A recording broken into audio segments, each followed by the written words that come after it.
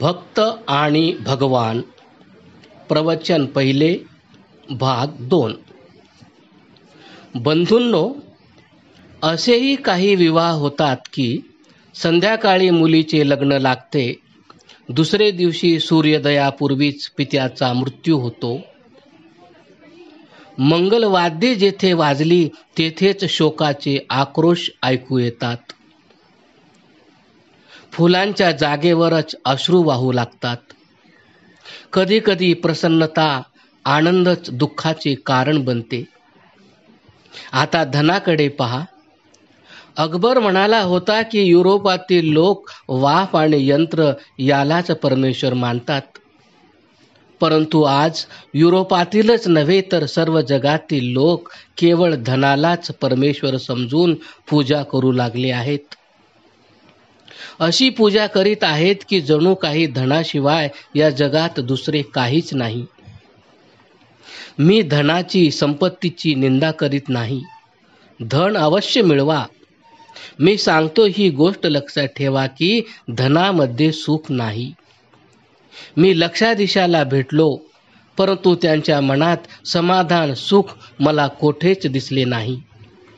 प्रत्येकाने एकच गोष्ट सांगितली की सर्व काही मिळाले तरी सुख नाही. मोटारी आहेत, महाल राजवाडे आहेत, नोकर चाकर आहेत, कुटुंब परिवार आहे, सर्व काही आहे, परंतु हृदयात काहीतरी आहे. चिंतेचा घाव बसत आहे. एक वेळ रणवीरने एक प्रश्न विचारून अमेरिकेतील श्रीमंत लोकांच्या करुण स्थितीचे वर्णन केले. त्याने लिहिले की सन 1932 मध्ये शिकागो येथील बीच हॉटेल मध्ये मोठमोठ्या भांडवलदारांची कोट्याधीशांची सभा झाली. त्या सभेत अमेरिकेतील सर्वात मोठ्या लोखंडाच्या कारखान्याचा मालक होता. नॅशनल सिटी ऑफ बँक न्यूयॉर्कचा अध्यक्ष होता. गॅस कंपनीचा व्यवस्थापक होता. याप्रमाणे व्यापार, तेल व्यवसाय करणारे, कापड गिरण्यांचे मालक, स्टॉक एक्सचेंज किंवा इतर उद्योगधंदे करणारे श्रीमंत लोक होते की त्यांचे इतर कोणीही बरोबरी करू शकणार नाही. सर्वत्र कोट्याधीश, एका दिवसात लाखो रुपयांचा देवघेवीचा व्यवहार करणारे. 25 वर्षानंतर त्यांच्या संबंधात तपासणी झाली की ते आज कोठे आहेत व कोणत्या परिस्थितीत आहेत. तपासणीनंतर आढळून आले की लोखंडाच्या कारखान्याचा मालक पागल होऊन मरण पावला. बँकेचा अध्यक्ष तुरुंगात आहे. गॅस कंपनीच्या व्यवस्थापकावर पकड वॉरंट निघाले असून त्याचा पत्ता लागत नाही. सर्वांचा शेवट अगदी भयानक, सर्वांचा अंत दुःखदायक. ही दूरची गोष्ट आहे. पंजाबमध्ये लाला हरिकिशन लालजी होते, ज्यांना उद्योग व्यापाराचे महाराजा म्हटले जात असे. कोट्यवधी रुपयांचा खेळ खेळत, लाखो रुपये मिळवित, लाखो रुपये खर्च करीत असत. अखेर मृत्यू झाला एका हॉटेलात पागल होऊन, दैन्यावस्थेत.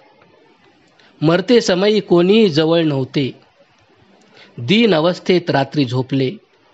केव्हा हृदयक्रिया बंद पडली कळलेच नाही. प्राण निघून गेला. व्यापारात सुख नाही, धनातही नाही. काय विद्येमध्ये सुख आहे? विद्या याचा अर्थ जाणून घेणे, परंतु जाणणे याला काही अंत आहे काय? जो जो पुढे जावे तो असे अनुभवास येते की आतापर्यंत जे ज्ञान झाले ते काहीच नाही. ज्याचे ज्ञान झाले नाही ते पुष्कळ आहे.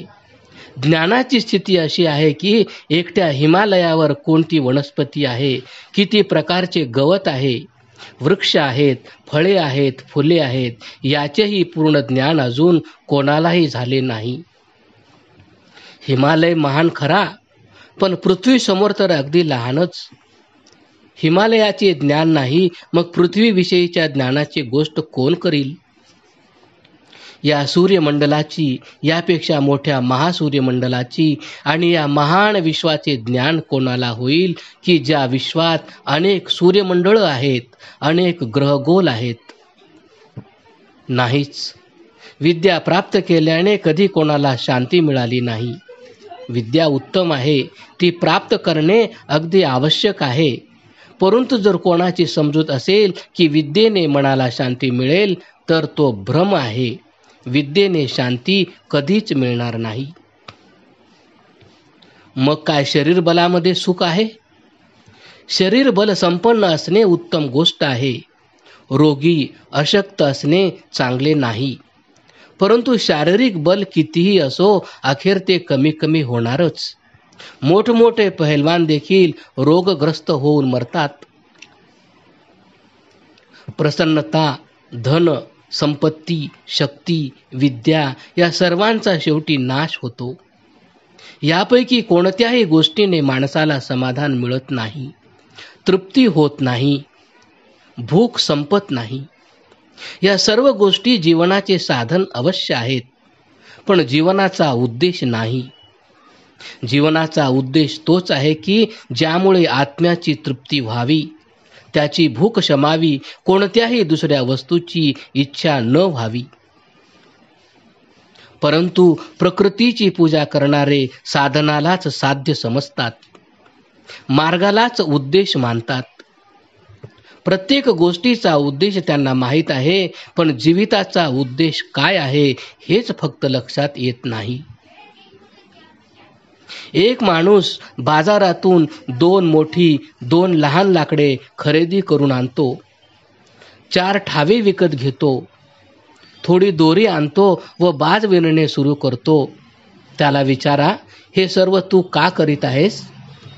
तो सांगेल, बाज तयार करीत आहे.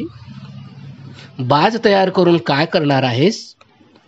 तो उत्तर देईल, तीवर निजेन. हे उत्तर बरोबर आहे.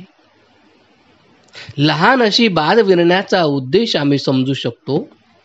महान अशा मानवी जीवनाचा उद्देश काय आहे याचा आम्हाला पत्ता नाही. यजुर्वेदाच्या प्रथम अध्यायात एक मंत्र आहे. त्या मंत्रात या उद्देशाने संबंधात मनोरंजक प्रश्नोत्तरे आहेत. प्रश्न आहे, कस्त्वा युनक्ती, म्हणजे या शरीराबरोबर आत्म्याची सांगड कोणी घालून दिली? उत्तर आहे, सत्वा युनक्ती, त्याने म्हणजेच ईश्वरानेच सांगड घालून दिली आहे. पुन्हा प्रश्न होतो, कस्मै त्वा युनक्ती, म्हणजे आत्म्याची सांगड कशासाठी शरीराशी घातली आहे? उत्तर मिळते, तस्मै त्वा युनक्ती, म्हणजे परमात्म्याच्या प्राप्तीसाठी सांगड घातली आहे. आणि शेवटी सांगितले आहे की कर्मणे वाम वेशाय वाम, परमात्म्याच्या प्राप्तीचा मार्ग हा आहे की कर्म कर, ज्ञान मिळव, उपासनेच्या मार्गाने जा. ज्ञान, कर्म, उपासना ही 3 साधने आहेत ज्यासाठी मानव जीवन मिळाले आहे, ते ध्येय प्राप्त करण्यासाठी. ज्ञानामुळे कोणते कर्म चांगले, कोणते कर्म वाईट हे कळू शकते. मग प्रश्न उत्पन्न होतो की बुद्धी काय आहे? गोष्ट एकच असते. काही लोक म्हणतात योग्य आहे, काही म्हणतात अयोग्य आहे. मी योग्य काय, अयोग्य काय, चुकीचे आहे की बरोबर आहे याचा निर्णय कसा होईल? याचा निर्णय सात्विक बुद्धीमुळे होतो. बुद्धी 3 प्रकारची आहे. बुद्धी अर्थात सामान्य बुद्धी, कुबुद्धी किंवा विपरीत बुद्धी आणि सुबुद्धी अर्थात सात्विक बुद्धी. बुद्धी जेव्हा सात्विक प्रयत्नाने शुद्ध बनते तेव्हा तिला मेधा म्हणतात. मेधा जेव्हा अधिक शुद्ध होते तेव्हा तिला प्रज्ञा म्हणतात. प्रज्ञेनंतर येणाऱ्या बुद्धीला प्रतिभा म्हणतात. प्रतिभा निर्माण झाल्याने हृदयात ज्ञानाचा प्रकाश पडतो. याच्याही पलीकडे ऋतंभरा बुद्धी आहे. अशी बुद्धी की जिच्यामध्ये असत्याचा थोडाही लवलेश नाही, जी केवळ ऋत म्हणजे नित्य आणि शाश्वत सत्यच फक्त जाणते. ही ऋतंभरा बुद्धी म्हणजेच सात्विक बुद्धी. असे अन्न आहे, अशी औषधी आहे व अशी योगाची साधनेही आहेत की ज्यामुळे बुद्धी तीव्र व सात्विक होऊ शकते. या सात्विक बुद्धीने आम्ही पाहिले पाहिजे की जे कर्म आम्ही करतो ते चांगले आहे की वाईट आहे, ईश्वराकडे नेणारे आहे की प्रकृतीकडे. या चांगल्या वाईट कर्माचे नाव चरित्र आहे. ज्या व्यक्तीचे चरित्र चांगले नाही, जो वाईट कर्मापासून परावृत्त होण्याचा प्रयत्न करीत नाही आणि सत्कर्म करण्याचा यत्न करीत नाही, त्याचे मन ईश्वर भजनाकडे लागू शकत नाही. मन हे एखाद्या तलावासारखे आहे. तलावाचे पाणी शुद्ध असेल, स्थिर असेल तर त्याच्या तळाशी खोलवर असलेली वस्तूही दिसू शकते. परंतु एखादा माणूस या तलावात दिवसभर काडी कचरा घाण टाकत राहील, या पाण्याला गढूळ करील आणि पाणी हलवित राहील आणि संध्याकाळी आपले रूप त्यात पाहिल तर त्याला काहीच दिसणार नाही. असेच आपले मन जर मलिन झाले असेल तर मनाच्या आतील वस्तू कशा दिसतील? यावरून आपल्याला कळून येईल की उपासनेकरिता कर्म आवश्यक आहे आणि कर्माकरता ज्ञान आवश्यक आहे. ज्ञान, कर्म व उपासना यांच्यासाठी हा मानव देह प्राप्त झाला आहे.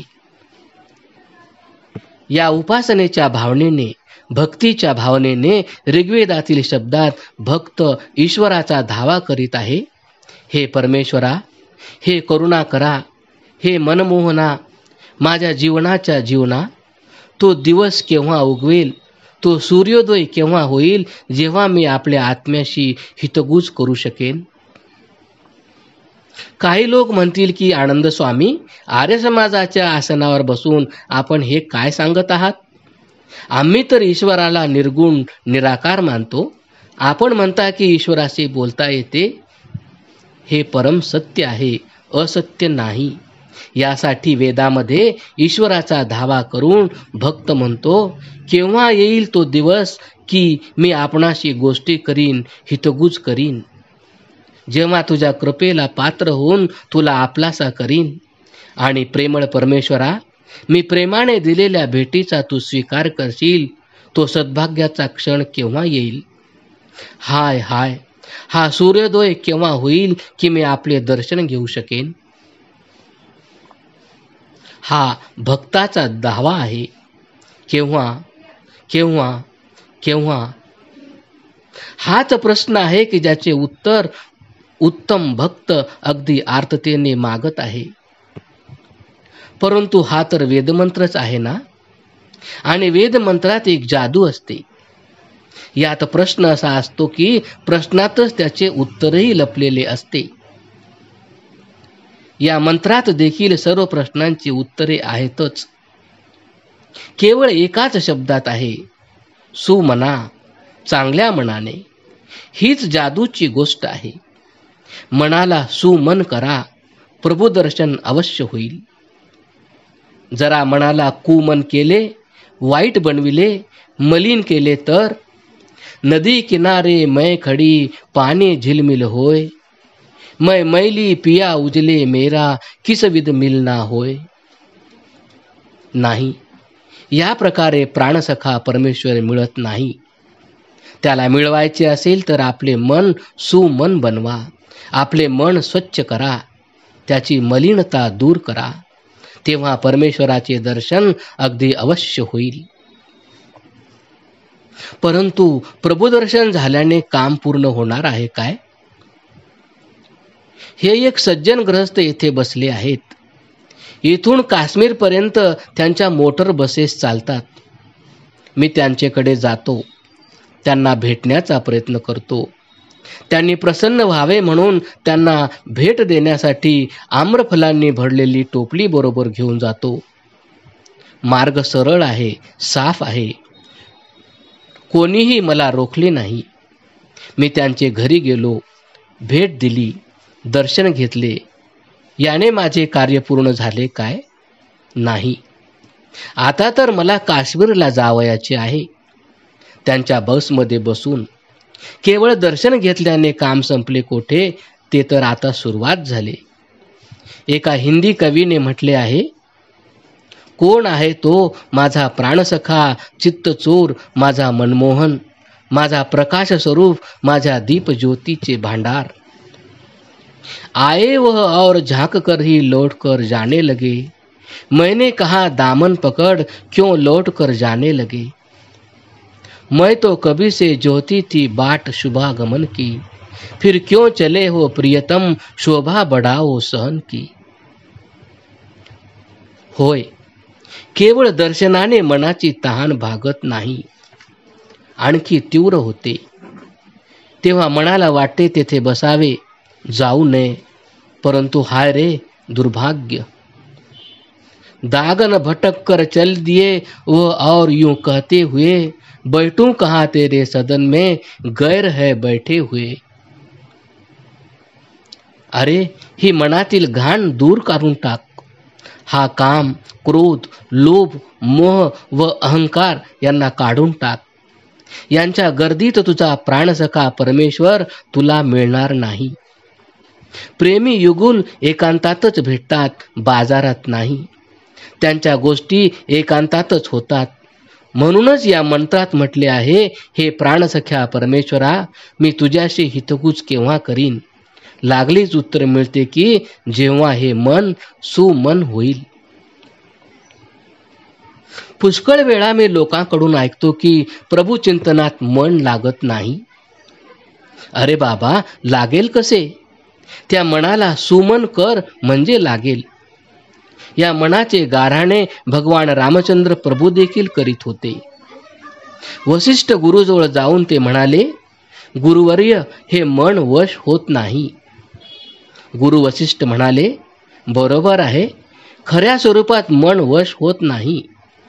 राम म्हणाले, मला तर मनाला वश करून घ्यावयाचे आहे. मनाला वश करून घेण्याचे साधन मिळाले तर ठीक, नाही तर आजपासून मी काही खाणार नाही, पिणार नाही. जर मनाला वश करण्याचा उपाय सापडला नाही तर मी प्राणत्याग करीन. तेव्हा गुरु वसिष्ठ घाबरले व म्हणाले, रामा, नाही, प्राणत्याग करण्याची आवश्यकता नाही. मनाला वश करण्याचाही उपाय आहे. तदेजती तन्नयजती तद्दूरे तद्वंतिके तदंतरस्य सर्वस्य तदु सर्वस्यास बाह्यतः. यजुर्वेद अध्याय 40. तो सर्वांना हलवितो पण स्वतः हलत नाही. तो दूर आहे तसाच जवळही आहे. सर्वांच्या आत आहे व बाहेरही आहे. कशा परस्पर विरोधी गोष्टी आहेत, परंतु विरोधी असूनही सत्य आहे. वायू वाहत असतो, थांबत नाही, परंतु थांबतोही. मन चालत असते, थांबत नाही, परंतु थांबतेही. हवा तेव्हाच थांबते जेव्हा ती पृथ्वीच्या आकर्षणाच्या पलीकडे जाते, म्हणजे ती निर्वात प्रदेशाच्या सीमारेषेवर पोहोचते. पाणी तेव्हाच थांबते की जेव्हा ते जमिनीच्या समपातळीवर येते. आणि मनही तेव्हाच थांबते की जेव्हा परमेश्वराचा शोध करता करता थकून ते परमात्म स्वरूपात विलीन होते. त्या स्थितीला म्हटले आहे तन्नयजती. तेव्हा मन चालत नाही. परंतु रामाचे समाधान झाले नाही. तो म्हणाला, मी परमेश्वराच्या चरणाजवळ जाण्यासाठी मनाला वश करण्याचा उपाय विचारित आहे. आपण सांगत आहात की परमेश्वराजवळ गेल्याने मन वश होते. ही गोष्ट मी करू कशी? त्या ईश्वराला कोठे शोधू? कोठे जाऊन त्याला शोधू? कोणाला विचारू? कोठे मिळेल तो परमात्मा? गुरु वसिष्ठाने पाहिले की या उत्तराने काही याचे समाधान होत नाही. त्यांनी पवित्रा बदलला. ते प्रेमाने म्हणाले, रामा, ऐक, मनाला वश करण्याचे साधन मनच आहे. आपण म्हणाल, हे विचित्र उत्तर आहे. एकाच मनाचा संघर्ष समाप्त होत नाही, आता तर 2 मने झाली. त्याचा निर्णय कोण करील? परंतु गुरु वसिष्ठांनी जेव्हा दुसऱ्या मनाविषयी सांगितले त्याचे कारण हेच की लोखंडानेच लोखंड कापता येते. जे लोखंड वारंवार भट्टीत तापवून पोलाद बनते, ज्याच्यावर विशिष्ट प्रकारचे पॉलिश असते, ज्याची धार तीक्ष्ण होते, असे लोखंड म्हणजे पोलाद दुसऱ्या लोखंडाला कापते. याप्रमाणे तेच मन ज्याने स्वतःला तप आणि योग्याच्या साधनाने वश करून घेतले आहे, दुसऱ्या मनाला जिंकू शकते. म्हणूनच कठोपनिषदाच्या ऋषींनी म्हटले आहे, उत्तिष्ठत जागृत प्राप्य वराण्यबोधत. उठा, जागे व्हा आणि जो जाणता आहे त्याचे जवळच जा. येथे एक विचित्र गोष्ट सांगितली आहे. प्रथम सांगितले उठा, नंतर म्हटले जागे व्हा. वास्तविक पाहता मनुष्य अगोदर जागा होतो, नंतर उठतो. मग ही विरुद्ध गोष्ट का सांगितली? यासाठी की गुरुचा शोध करण्यासाठी उठला असाल तर जागे राहून शोध करा, सावध राहून पुढे चला. हे जग फार वाईट आहे. या जगात निरनिराळ्या प्रकारची दुकानं थाटून लोक बसले आहेत. त्यांना स्वतःलाच मार्ग माहीत नाही, दुसऱ्याला मात्र सांगतात की या मी तुम्हाला मार्ग दाखवितो. अशा लोकांपासून सावध राहा व स्वतःचे रक्षण करा. अशाच गुरुजवळ जा की जो स्वतः ज्ञानी आहे. तेच तुम्हाला योग्य मार्ग दाखवितील. मी कैलास यात्रेला गेलो. अल्मोडा गावापासून 150 मैल अंतरावर गरबियांग आहे. येथपर्यंत रस्ता सरळ आहे. कोणत्याही वाटाड्याची जरुरी नाही. पुढील मार्ग माहीत नव्हता म्हणून गरबियांग पासून एका वाटाड्याला सोबत घेतले. त्याने आम्हाला कैलासापर्यंत सरळ नेले व आरामशीरपणे परत आणून सोडले. आम्ही सर्व काही व्यवस्थित पाहून आलो. जर त्याचे ऐवजी ज्याला मार्ग माहीत नाही असा वाटाडा घेतला असता तर तोही प्राणास मुकला असता व आम्ही. मार्ग तोच दाखवू शकतो की ज्याने स्वतः तो मार्ग पाहिला आहे. परंतु अशा जाणत्याचा म्हणजे ज्ञानी माणसाचा शोध लागेल कसा? हे कसे ओळखावे? आपण ज्याच्याकडे गेलो तो ज्ञानी आहे, त्याचा आपल्या मनावर ताबा आहे हे देखील सांगतो. ऐका, अशा व्यक्तीची ओळख ही आहे की त्याचे जवळ बसल्यावर आपले मन कंटाळत नाही. उठा, चला असे कधी म्हणत नाही. असा अनुभव असेल तर समजावे की या व्यक्तीपासून काही शिकण्यासारखे आहे. दुसरी खूण ही आहे की त्याचा जिभेवर ताबा असावा. जर तो कचोरी पुरी खात फिरत असेल तर लक्षात ठेवा की दुसऱ्याला मार्ग दाखविण्याची कुवत त्याच्यात नाही. आणि तिसरी खूण अशी की त्याला राग येत नाही. काही दिवस त्याचे जवळ राहा. जर त्याला राग येत असेल तर समजा की आपले कार्य साध्य होणार नाही. जो आत्मज्ञानी आहे, जो जितेंद्रिय आहे, ज्याने आपल्या मनावर संयम ठेवला आहे, त्याला क्रोध येतच नाही. भक्त दादूची कथा यापूर्वी मी अनेक वेळा सांगितली आहे. पुन्हा आपणास सांगतो. दादू महाराज एका नगराच्या बाहेर राहत होते. भक्ती रसाने भरलेले गीत गात होते. कोणी भेटाव्यास आले तर भक्तीचा उपदेश करीत. ठिकठिकाणी त्यांची प्रसिद्धी होऊ लागली. शहरातही त्यांची कीर्ती पसरली. शहराचा कोतवाल भक्तीच्या गोष्टीत थोडी थोडी रुची घेत असे. एक दिवस तो घोड्यावर बसून शहराबाहेर आला व त्याने दादू महाराजांचे दर्शन घेण्याचा विचार केला. कोतवाल भक्तीचे अमृत प्यालेला होता, परंतु भक्तीची गोडी असली तरी तो होता कोतवालच. शहराबाहेरच्या जंगलात पोहोचला. पुष्कळ दूर गेला. तेथे त्याला कोणी दिसले नाही. इतक्यात एक व्यक्ती दिसली. तो मनुष्य रस्त्यातील काटेरी झुडपे तोडून बाजूला टाकीत होता. कोतवालाने त्याला दरडावून विचारले, अरे, दादू महाराज कुठे राहतात हे तुला माहीत आहे काय? तो आपल्या कामात मग्न होता. काही बोलला नाही. कोतवाल क्रोधाने लाल झाला. शिवी हासडून म्हणाला, मी तुझ्या बापाचा नोकर नाही, शहराचा कोतवाल आहे, लवकर बोल. त्या माणसाने आवाज ऐकला, आश्चर्याने कोतवालाकडे पाहिले आणि हळूच हसला. कोतवाल समजला की हा मनुष्य आपली थट्टा करीत आहे. जो चाबूक घोड्यासाठी घेतला होता त्यानेच त्या माणसाला झोडपून काढले. तो माणूस चाबकाचे फटकारे खात होता तरी हसतच होता. कोतवालाने त्याला जोराचा धक्का दिला. तो दगडावर आपटला. त्याच्या डोक्यातून रक्त वाहू लागले. कोतवालाला जाण्याची घाई होती. त्याला तसेच सोडून तो पुढे निघाला. काही दूर गेल्यावर एक दुसरा व्यक्ती जाताना भेटला. त्या माणसाला विचारले, दादू महाराज कुठे भेटतील हे तुला माहीत आहे काय? त्याने सांगितले, दादू महाराज तर याच रस्त्यावर होते. थोड्या वेळापूर्वीच मी त्यांना पाहून आलो. ते रस्त्याच्या कडेला असलेली काटेरी झुडपे कापत होते. आपण त्यांना पाहिले नाही? कोतवालाने आश्चर्याने विचारले, काय ते दादू महाराज होते?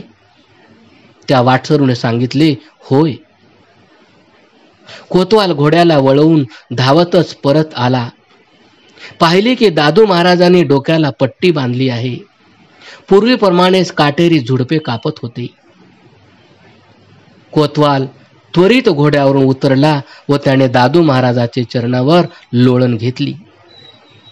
रडत रडत म्हणाला, हे साधू पुरुषा, या दासाला क्षमा कर. मी आपल्यालाच शोधण्यासाठी फिरत होतो. माझ्या बुद्धीवर भ्रमाचा पडदा पडला व आपल्याला मारले. दादू महाराज हसून म्हणाले, मी जाणतो की तू दादू महाराजाला शोधत होतास. कोतवाल म्हणाला, मला क्षमा करा. माझ्या हातून फार मोठे पाप घडले.